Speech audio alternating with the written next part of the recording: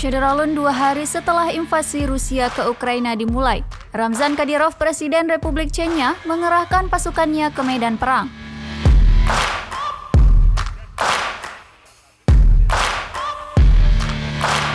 Sejak itu, Kadyrov telah mengunggah di media sosial pembaruan rutin dan video tentara Chechnya yang diduga berpartisipasi dalam kegiatan militer dan kemanusiaan di wilayah Ukraina. Dia mengunggah video dirinya di sebuah ruangan yang penuh dengan tentara, dan dia bersama pasukan Chechnya di dekat ibu kota Kiev. Ini bukan pertama kalinya pasukan Chechnya dikerahkan ke konflik yang diikuti tentara Rusia.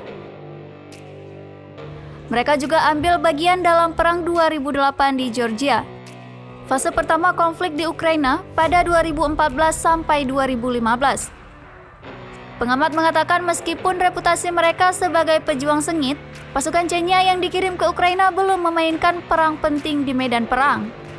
Kehadiran mereka telah dianggap sebagai latihan hubungan masyarakat yang mencerminkan sikap politik Kadyrov sendiri dan kebutuhan propaganda Kremlin.